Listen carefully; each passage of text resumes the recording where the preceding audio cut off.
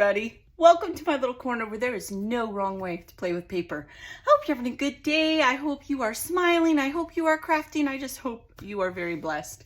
Thanks for joining me. We're doing another Scraps to Embellishment Hop video where me and some of my amazing crafty friends take a theme of the week from Ginger's Facebook group and we create with our scraps, all those little bits we always have, right? And make something fun to swap with our friends. Now, if you would like to swap embellishments, if you need examples, there's a playlist below and you can see all my friends and myself in one click, and you'll get to see lots of different examples on ways to use scraps. Number two, you can check out each individual content creator, because if you scroll down a little further, I have them each individually listed because they deserve that shout out. They are sharing their talent with us. Three, come join us over on the Facebook group. We have swaps in Canada, Australia, New Zealand, parts of Europe, and of course the United States. You do not have to pay international shipping because there are captains in each of those neck of the woods. So it's a lot of fun. I encourage you to join the Facebook group. Even if you don't want to swap, you will be inspired, not by me, but your fellow crafting community. So come join us.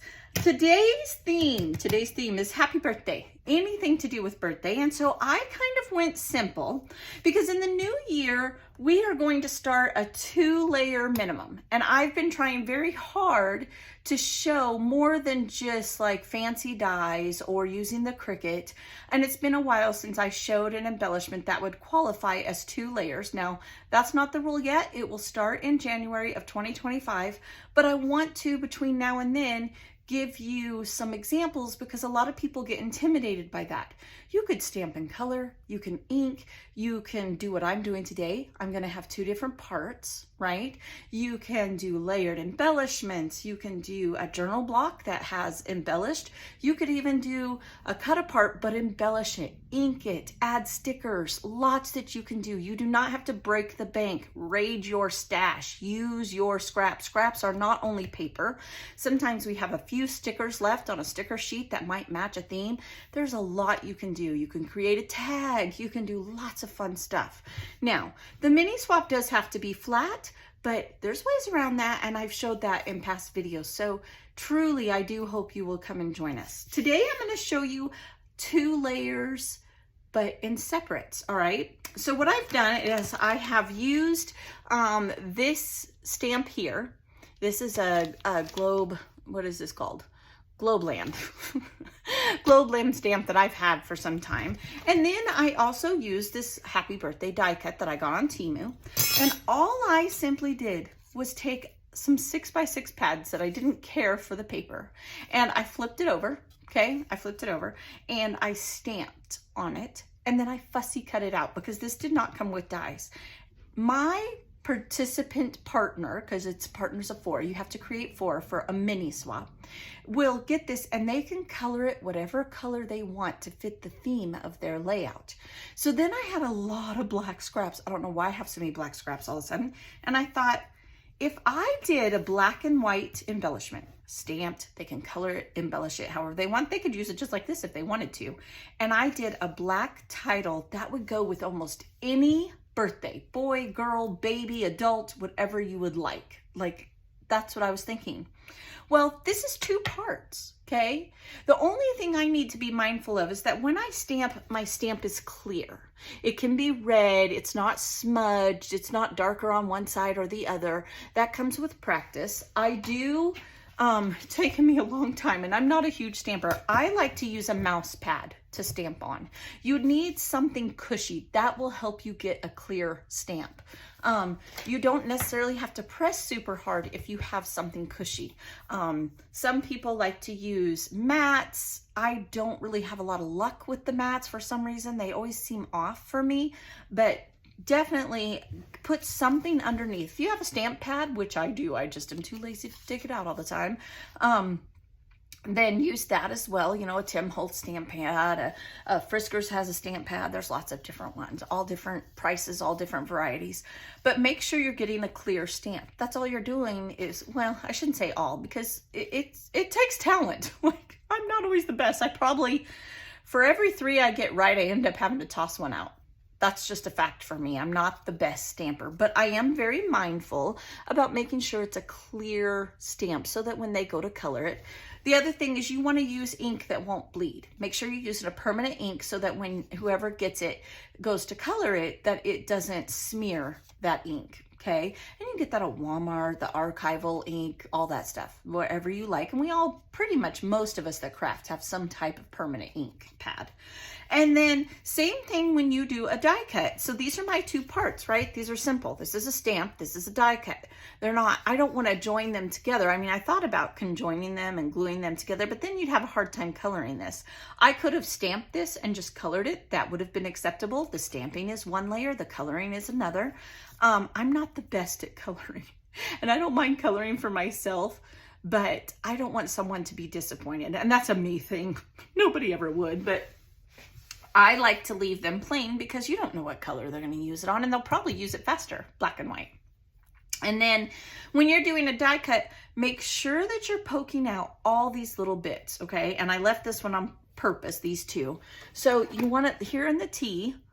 I don't have my little pokey tool right next to me. See, make sure you're going through and you're poking out all those little bits so that whoever gets it doesn't have to take time to do that. That's kind of the fun of embellishment swaps. When you get them, the work is done. You don't have to do anything else. So there's that one, and I'll poke out this one.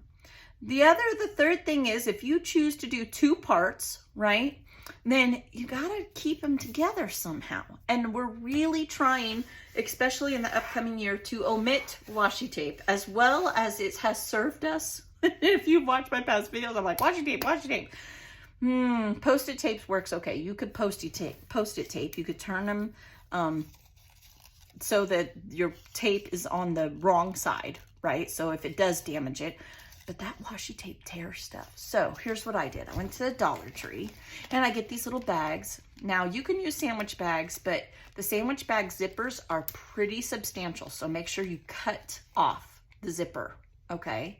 And these are just treat bags from the Dollar Tree. That's all they are. And I slide my two parts in here, just like this. Slide them in there. There's one. I need another one. You can even use, I have these like little birthday bags that you could use if you wanted to. Now you wouldn't want to use the tie, but here's my second one. Now these ones, the treat bags, they're pretty minimal, and since we're only mailing 4, you could probably get away with it. But if you're in doubt at all, if you're afraid it's going to create too much bulk, okay, then you would just want to cut this off, fold it over, and washi tape. So I'm going to do that to one just so you can see how to do that. Not that it didn't make sense, but I'm a visual learner, so for those that are like me, I would like to show an example. Okay, come join our fun little group. It's just so fun. All right, so we're gonna crease it, and then I'm gonna take some washi tape, whatever washi tape you have. You can get it from the Dollar Tree, and I'm gonna tape it shut. Okay, and just like that, I have a baggie. That's how you would do sandwich bags or those mini snack bags. You could do that too, because those zippers are pretty thick. And that's it. I'm done. It is a fun swap. And I will tell you this. When I first did swaps, I was not the best embellishment maker. I wasn't. And I was the creator of the idea, right? I was really lucky that Miss Deb over on Love RTS allowed me to start running swaps. I ran them over there for at least a year. A lot of the captains were with me and helped me. But it got bigger and bigger and bigger, and eventually it was not fair to the group. Like the focus was on the swaps, and that was not what it was for Miss Janet Madison of RTS. So, which I love, y'all know I love her. So anyway, what ended up happening is I was learning as I participated, and people who were much more talented than I, and this still happens, I see how they made the embellishment, because once you get it in your hands, you can look at it and you can see the techniques used. I learned so much, and your swaps will get better, even if you don't know they are. I have watched people evolve into amazing crafters, and they learn and they're inspired by each other. So don't be intimidated. You could do 2 layers just like this. Stamp an image. Maybe you have a die cut. You could even die cut it instead of fussy. I fussy cut this one.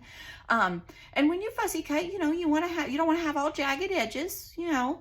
And then a die cut. It's 2 parts. That's considered 2 layers in our little neck of the woods. So lots of different ways. Please don't let the 2 layers intimidate you. Come join us. I will put close-ups at the end. I hope you have a blessed day, and I will see you next week with another Scraps of Embellishments. Bye, guys.